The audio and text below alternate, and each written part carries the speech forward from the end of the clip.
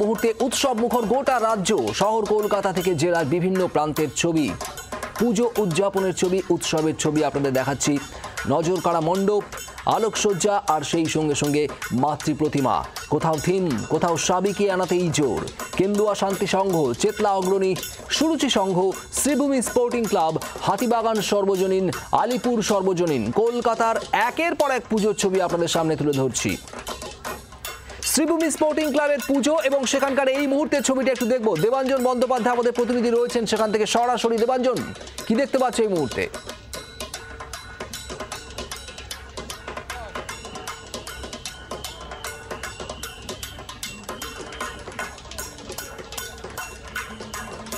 শোনা যাচ্ছে দেবাঞ্জন?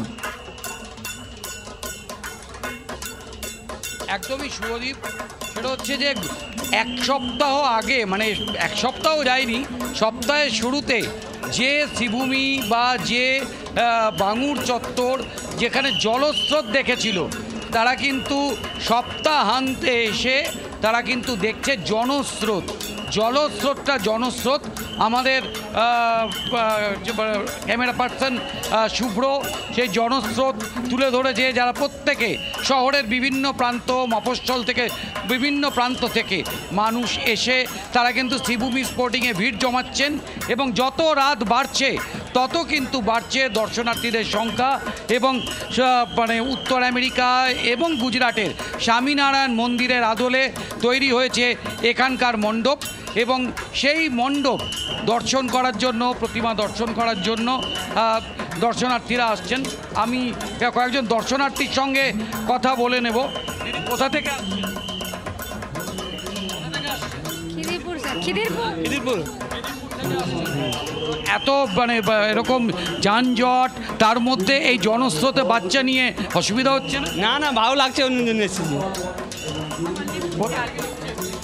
বেলেঘাটা। আলিপুর। কোথাও দেখা যাচ্ছে যে বাবার কাঁধে চড়ে দেখা যাচ্ছে যে বাচ্চাকে নিয়ে বাবা ঢুকছে, এবং প্রত্যেকেই কিন্তু পুজোর আনন্দের যে বিনোদনটা বলা যেতে পারে তা কিন্তু শ্রীভূমিতে সবাই মুঠো মুঠো করে উপভোগ করছেন।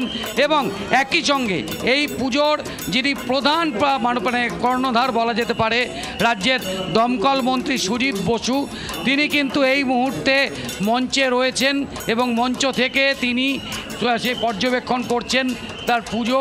এবং আমি এই মুহূর্তে দেখতে পাচ্ছি যে বিভিন্ন জায়গা থেকে, রাজ্যের বিভিন্ন জায়গা থেকে মানুষের মানে জলস্রোত ছিল সপ্তাহের শুরুতে, সেখান থেকে জনস্রোত দেখা যাচ্ছে।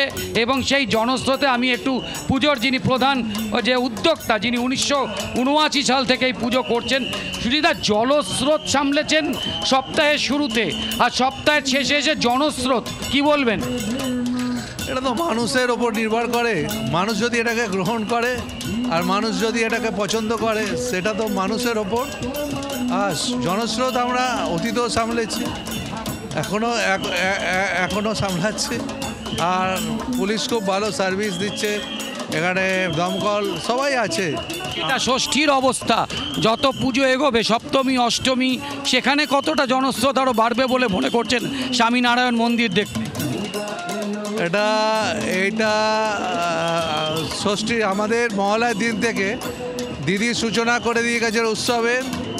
দিদি উৎসবের সূচনা করে দিয়ে গেছিলো এটা 20 তারিখে, আর দেবী পক্ষ থেকে আমরা খুলে দিয়েছি।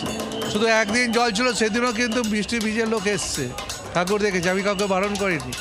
আমরা শুধু ইলেকট্রিক্যাল কিছু জিনিসপত্র বন্ধ করেছিলাম তখন। কিন্তু এখন মানুষের ঢল, মানুষ আনন্দতে বেরিয়েছে, ঠাকুর দেখছে।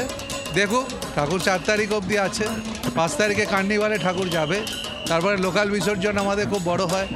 মানুষ আছে, প্রচুর সম্মান। সেই সাফল্যের যে মুকুট, তাতে জি24 ঘন্টা শারদ সম্মানের পালকটিও রয়েছে, সেটা পেয়ে কীরকম লাগে? খুবই ভালো। আপনারা আমাদের সম্মান করেছেন, আমরা সম্মানিত বোধ করছি এবং আপনাদেরকে ধন্যবাদ জানাচ্ছি। আপনারা আমাদেরকে সিলেক্ট করেছেন সেরা। আরও আমরা অনেক পুরস্কার পেয়েছি, তাদেরকেও আমি সম্মান জানাচ্ছি। বুঝতে পারছো, আমাদের প্রতিনিধি শুভ্র দেখাচ্ছেন যে চতুর্দিকে বড় বড় এলইডি এবং সেই এলইডি মন্ত্রী সুজিত বসুর বক্তব্য আপনারা শুনছিলেন যে আরো যত সময় গড়াবে সপ্তমী অষ্টমী নবমী জনজোয়ার যে আসছে পড়বে সেটা বলাই যায় শ্রীভূমি স্পোর্টিং ক্লাবে। বাংলার আওয়াজ, বাঙালির আবেগ, জি 24 ঘন্টা।